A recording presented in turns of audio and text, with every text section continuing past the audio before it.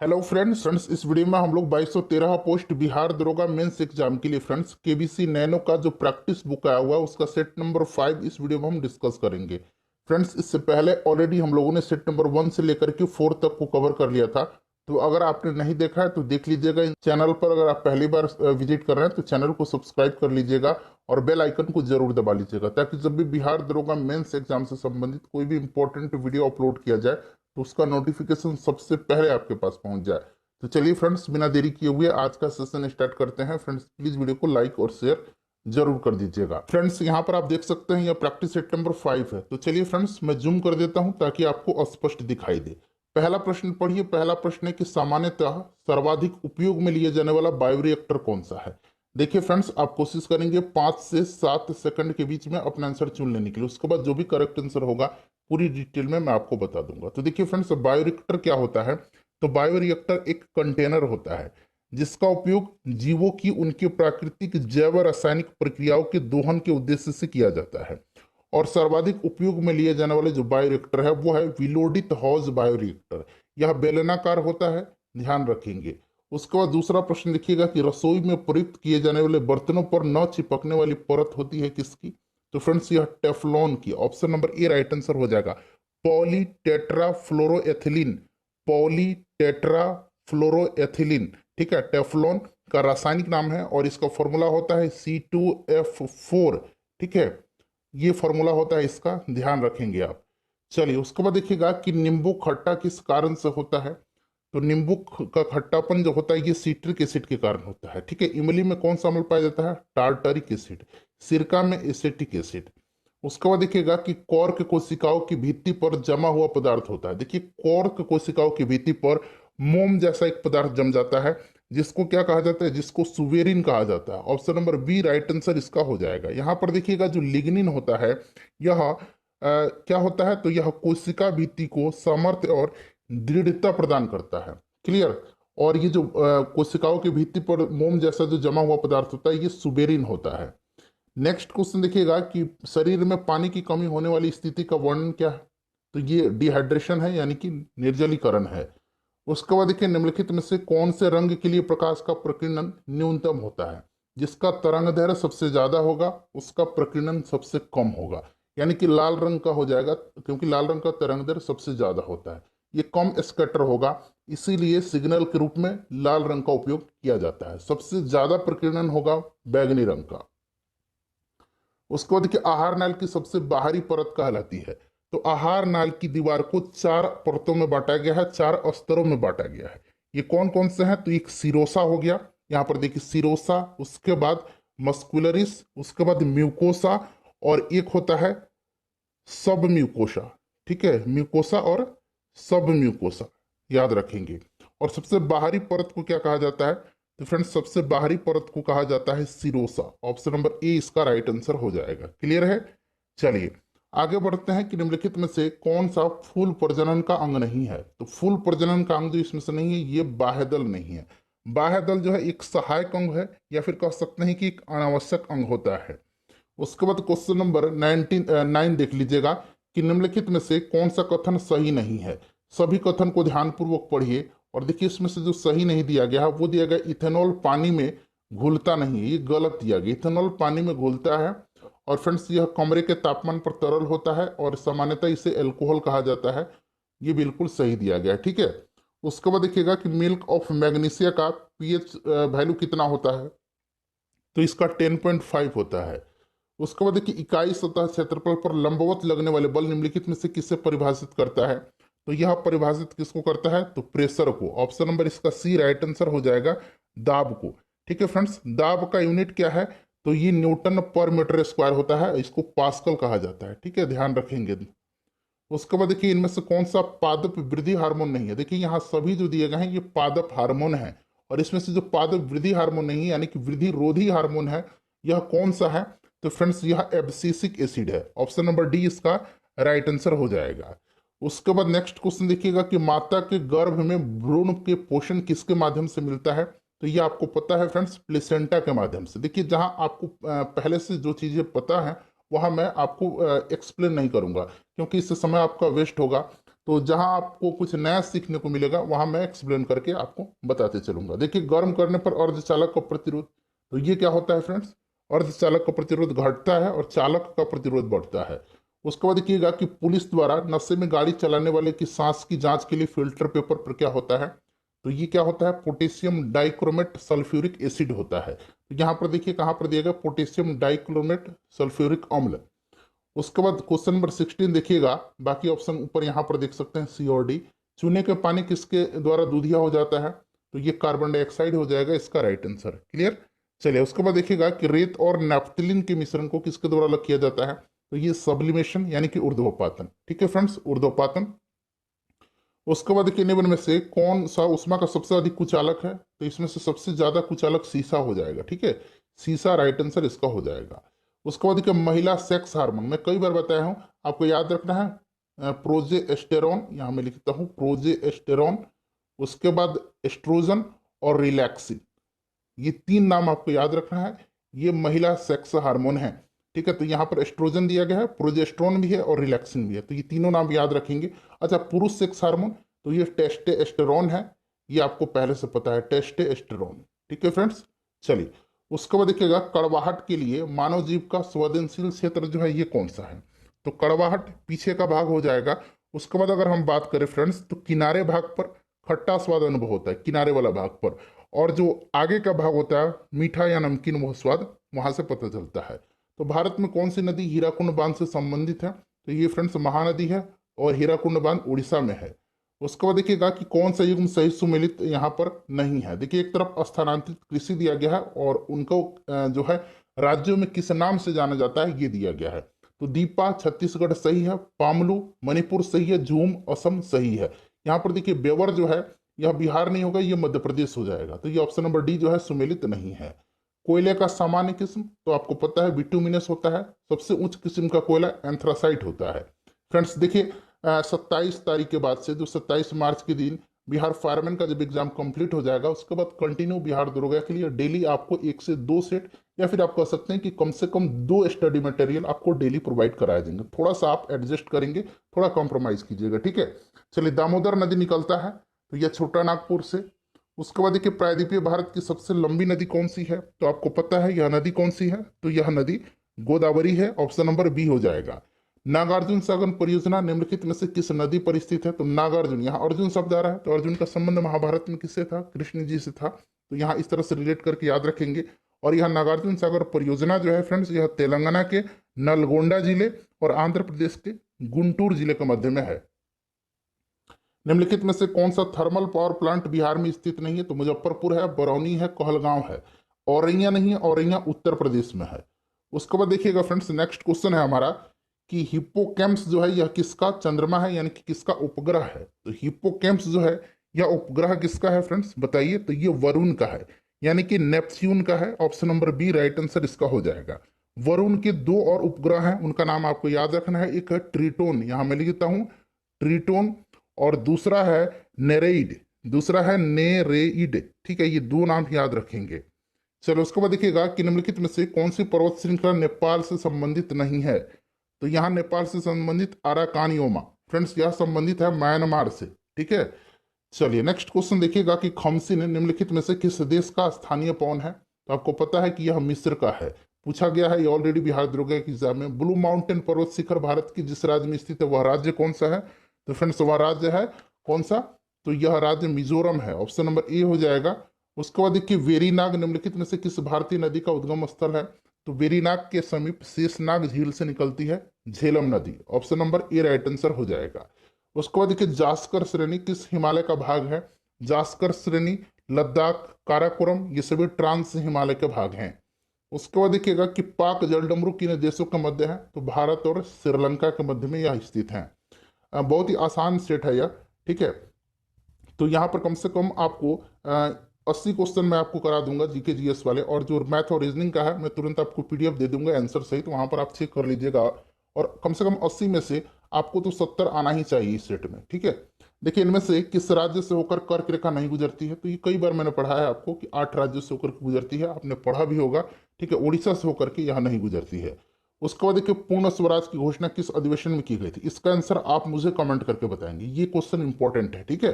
देखिए श्रीरंगपट्टनम की संधि कब हुई थी? तो श्रीरंगपट्टनम की संधि दरअसल हुई थी क्यों? तो फ्रेंड्स यह तीसरे आंग्ल मैसूर युद्ध जो था इसी संधि के तहत समाप्त किया गया था, और 1790 से 92 तक यह तीसरा जो था आंग्ल मैसूर युद्ध चला था।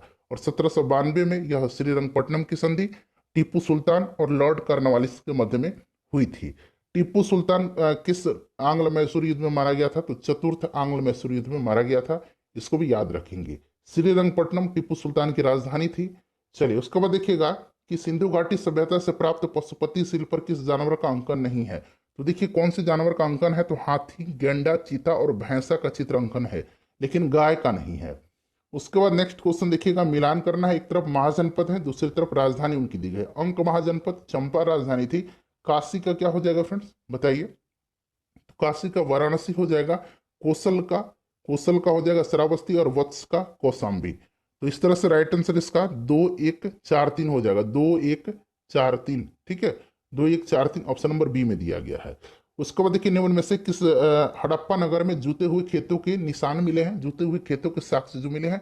तो फ्रेंड्स ध्यान दीजिएगा, देखिए फ्रेंड्स ये जो जूते हुए खेत के साक्ष्य मिले हैं ये कालीबंगा से मिला। कालीबंगा जो है फ्रेंड्स यह घग्गर नदी के किनारे है राजस्थान में। अच्छा, दिल्ली सल्तनत का कौन सा सुल्तान था जिसने रक्त और लौह की नीति अपनाई थी? तो ये बलबन था, ठीक है। बलबन किसका गुलाम था, किसका दास था? तो इल्तुतमिश का दास था, ठीक है फ्रेंड्स, ध्यान रखेंगे। चलिए नेक्स्ट क्वेश्चन देखिए, किस मुगल शासक ने चित्रकारी के लिए कारखाने बनवाए थे? तो चित्रकारी के लिए कारखाने जो बनाया था यह अकबर ने बनवाए थे। Option number B right answer हो जाएगा।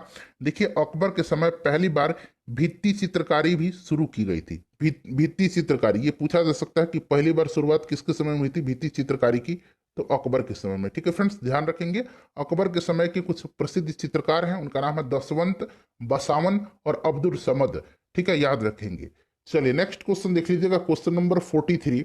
प्रश्न का है कि प्रसिद्ध नाटक नील दर्पण जिसमें इंडिगो की खेती करने वाले किसानों के दमन का चित्रण किया गया है, किसकी रचना है? तो यह दीनबंधु मित्र की रचना है, ऑप्शन नंबर डी हो जाएगा।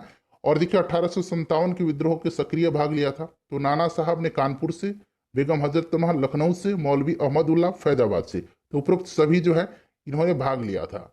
उसके बाद देखिए मैडम कामा ने भारत का जो तिरंगा जहा वह स्वतंत्रता से पहले कहाँ फहराया था? मैडम कामा ने भारत की तिरंगी स्वतंत्रता ध्वज को कहाँ फहराया था? तो फ्रेंड्स ये फहराया था आपको कहाँ? तो जर्मनी के स्टुटगार्ट में। कब? तो 1907 में जर्मनी के स्टुटगार्ट में इंटरनेशनल सोशलिस्ट कांग्रेस में, याद रखेंगे। उसके बाद देखिएगा, और इनको भारतीय स्वतंत्रता की जननी कहा जाता है, मैडम भीखाजी कामा को। निम्नलिखित में से कौन सा बंदरगाह गुप्त काल में उत्तर भारतीय व्यापार के लिए उपयोग किया जाता था? यह बंदरगाह ताम्रलिप्ति था। ठगों के उन्मूलन किसके नेतृत्व में हुआ था? तो ये कैप्टन सलीमन के नेतृत्व में। और किसके समय में? तो लॉर्ड विलियम बेंटिंग के समय में, जिसने सती प्रथा को प्रतिबंधित किया था उसी के समय में।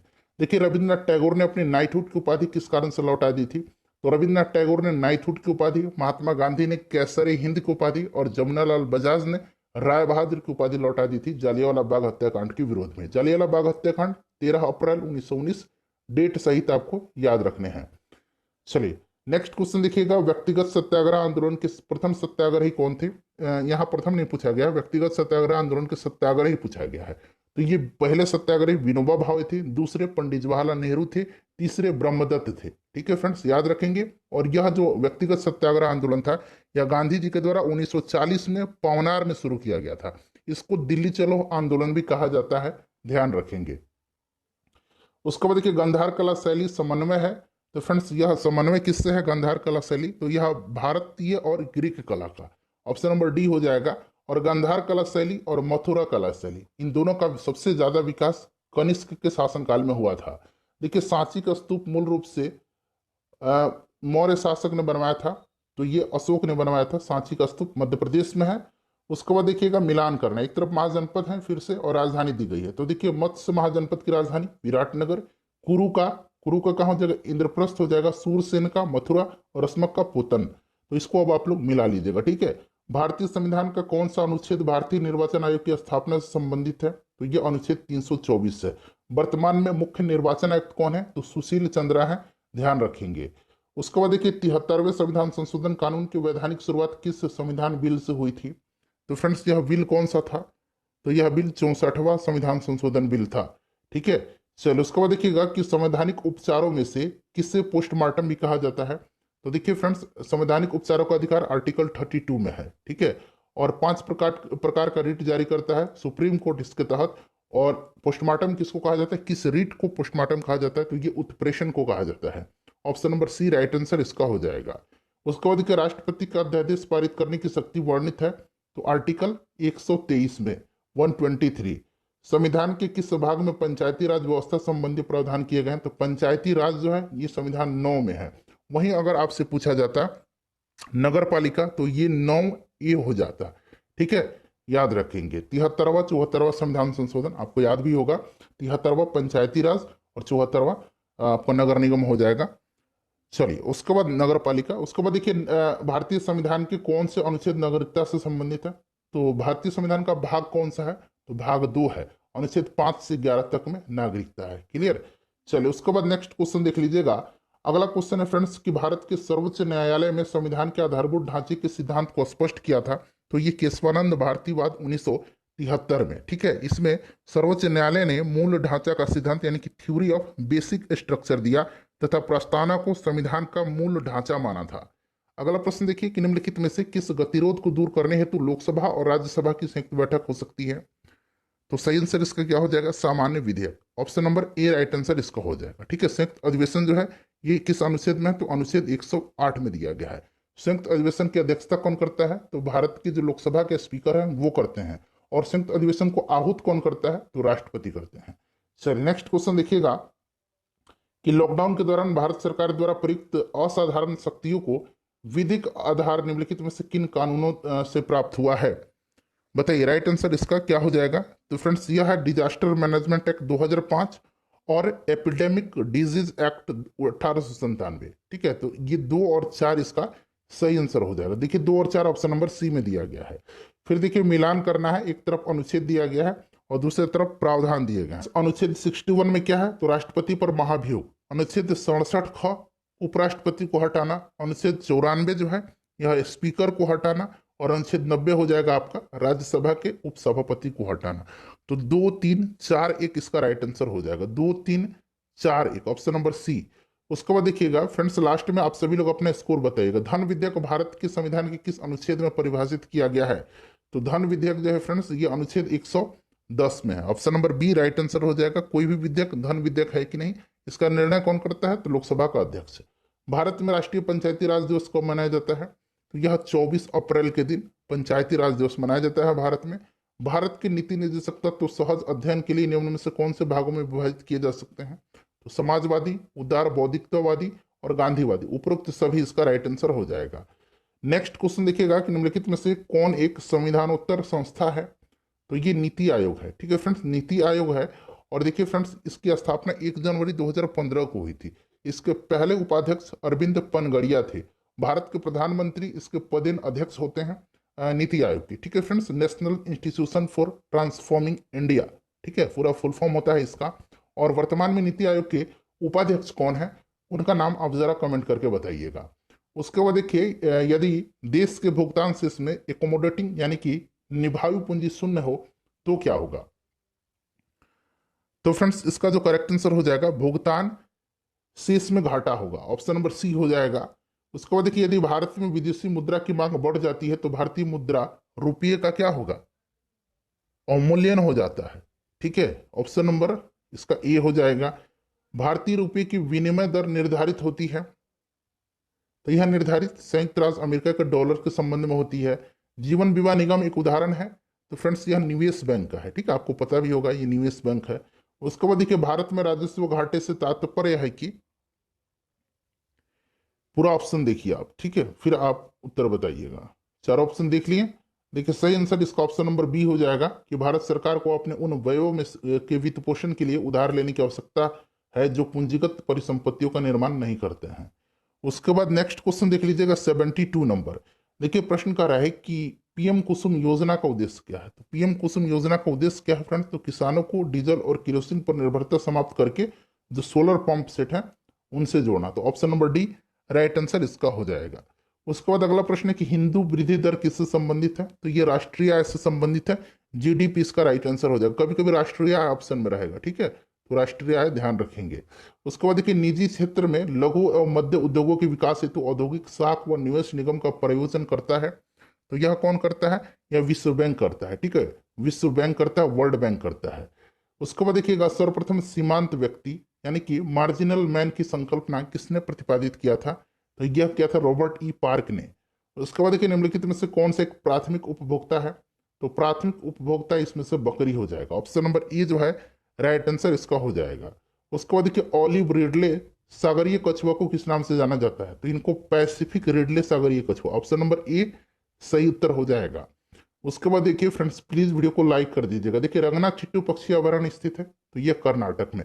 वेदांतगल पूछा जाता है, वेदांतगल जो है ये कहाँ पर है, तो ये तमिलनाडु में है, क्लियर। चलो उसके बाद देखिएगा ग्लोबल इन्वायरमेंट आउटलुक कौन जारी करता है, यहाँ जारी बना लीजिएगा, कौन जारी करता है, तो यह जारी करता है यूनाइटेड नेशन इन्वायरमेंटल प्रोग्राम, इसका हेडक्वार्टर नैरोबी में है, ध्यान रखेंगे। उसके बाद देखिएगा इनमें से कौन खाद्य श्रृंखला का निर्माण करता है, तो खाद्य श्रृंखला का निर्माण इसमें से घास, हिरन और शेर हो जाएगा, क्लियर है फ्रेंड्स। फ्रेंड्स 80 क्वेश्चन कंप्लीट हो गए, 81 से लेकर के 100 तक में मैथ और रीजनिंग के क्वेश्चन है। सॉल्यूशन सहित पीडीएफ मैंने आपको टेलीग्राम पर दे दिया है, वहां से आप लोग इसको सॉल्व कर लीजिएगा। वीडियो को लाइक कर दीजिए और फ्रेंड्स प्लीज वीडियो को ज़्यादा से ज़्यादा शेयर करेंगे।